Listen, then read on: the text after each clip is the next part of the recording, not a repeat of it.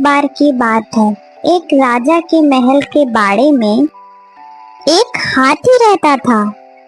राजा को वह हाथी बहुत प्यारा था, इसलिए उसकी बहुत अच्छी देखभाल होती थी और उसे खूब पिलाया जाता था और खिलाया जाता था। हाथी के बाड़े के पास ही एक डॉग रहा करता था। वो बहुत कमजोर और भूखा भी था।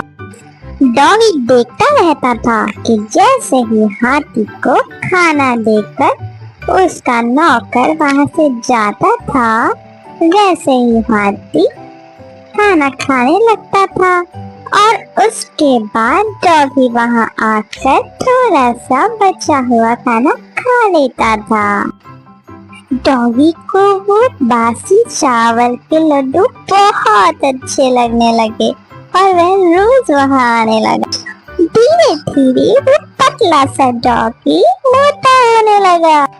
ऐसे ही देखते देखते वो डॉगी और एलिफेंट मीन्स हाथी एक अच्छे फ्रेंड्स बन गए, जैसे कि हम और आप बन जाएंगे।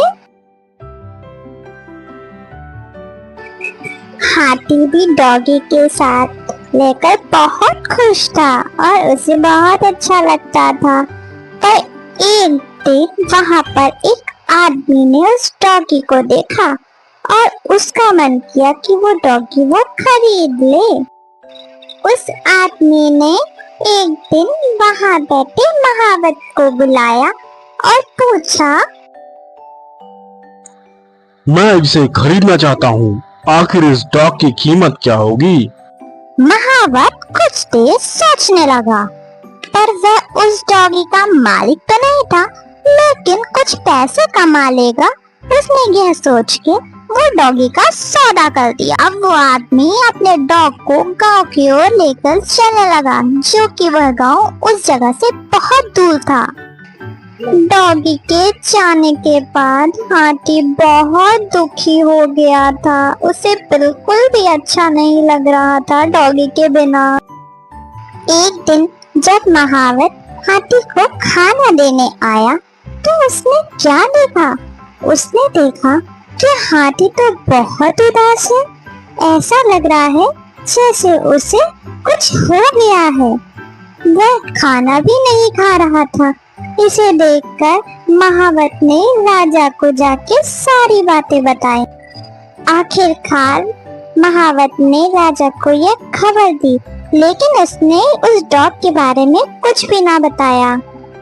राजा के महल में एक ज्ञानी मंत्री थे और जिन्हें जानवरों की अच्छी समझ थी, और राजा ने फौरन उन मंत्री से कहा, हाथी के बारे में जाओ और पता लगाओ,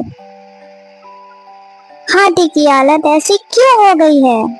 वह बुद्धिमान मंत्री हाथी के पास गए। उन्होंने देखा वह तो बड़ा उदास है। हाथी को तो कोई दुख नहीं है, फिर ये इतना उदास क्यों है? लगता है इसे कोई दुख है, या फिर इसका कोई मित्र था जो इसे छोड़ के चला गया। क्या तुम्हें पता है कोई इसका मित्र था? अगर वो साथी इसका मिल जाए तो ये हाथी खुश हो सकता है। हाँ, एक डॉग था जिसके साथ यह हाथी खेलता था, उड़ता था, बैठता था, खाता था। उस डॉग को एक आदमी अपने साथ लेके गया। अब कहाँ है वो? मुझे नहीं पता।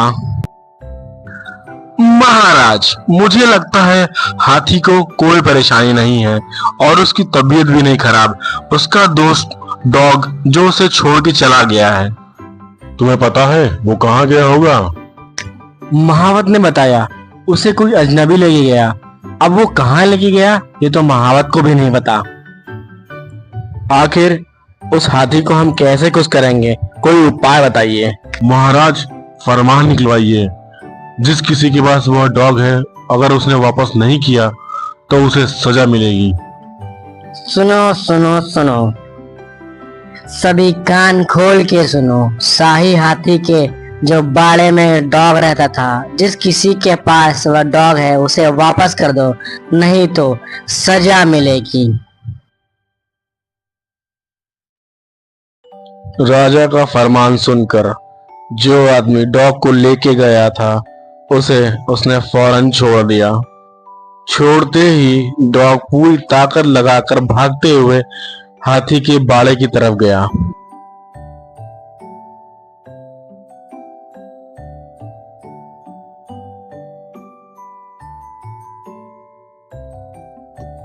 डॉगी भागता भागता हाथी के बाड़े में पहुंचा और हाथी डॉगी को देखकर बहुत खुश हुआ। उन दोनों ने बहुत मस्ती करी और वो दोनों अब बहुत खुश रहने लगे।